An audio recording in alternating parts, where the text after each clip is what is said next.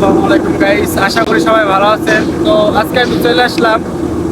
আমি বছর দেড়েক আগে যে জায়গায় কাজ করতাম, হরিপুর ময়মনসিংহ, রাইস মিল। তো রাইস মিলটা আপনাদেরকে এক্সপ্লোর করার চেষ্টা করব। এটা কিভাবে হয়, কি কি মেশিন দ্বারা সম্পূর্ণ বোঝানোর চেষ্টা করবো এবং দেখানোর চেষ্টা করবো। গাইস, এই যে চালগুলো আপনারা দেখতে পাচ্ছেন, এটি সম্পূর্ণ এই মেশিন দিয়েই তৈরি করা চাউল। প্রতিদিন অনেক চাউল তৈরি হয়, খুদ আলাদা হয়, কুড়া আলাদা হয়, মরা চাউল আলাদা হয়, ফ্রেশ চাউল বের হয়। তো দেখাতে চলছে আপনাদের মেশিনগুলো,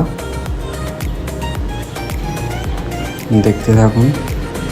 আসলে এই মেশিনের অপারেটর সহ মোট 3জন লোক এটা নিয়ন্ত্রণ করে থাকে খুব সুন্দরভাবে। সমস্যা খুবই কম হয়। এটা হচ্ছে আপনার ধান আসছে, মূলত যে ধান এটা ভাঙায়, তারপর এটা থেকে আপনার চাল হয়ে বের হচ্ছে। এটার নাম হচ্ছে মূলত পেটি। এটা চাল ওই 15 ঢোকায়, 15 থেকে পুরো কুড়ে আলাদা হয়ে চাউল বের হয়ে চলে আসে। তারপর আসে আপনার এই গ্রেটারে, তারপর চলে আসে আপনার এটা থেকে মনে করেন কুড়া আলাদা হয়ে চাউল যায় সামনেটায়। এটা থেকে মনে করেন মেন চাউল আসে, তারপরে এটা গ্রেটারে থেকে খুদ আলাদা হয়ে যায়, মরা চাউল আলাদা হয়ে যায়। তারপরে এটা শুটার বলে, এটা থেকে মনে করেন আপনার মেন চাউল আবারে চলে যায়। তারপরে এই চাউল প্যাকেট করা হয়, এটাই বাজারে বিক্রি করা হয়। তো আপনারা দেখতে পাচ্ছেন অনেক চাউল, ওইদিকে খুদের বস্তা।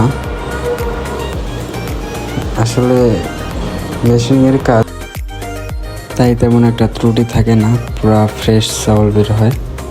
এটা হচ্ছে আপনার ডায়ার সেকশন। এখান থেকে চাউল মনে করেন ওই যা দেওয়া হয়, চালনায় দেওয়া হয়, তারপরে এখান থেকে সেদ্ধ হয়ে শুকায়, পরে প্রপারলি সম্পূর্ণ হওয়ার পরে আপনার ওই মিল সেকশনে যায়, তারপর এখান থেকে চাল তৈরি হয়।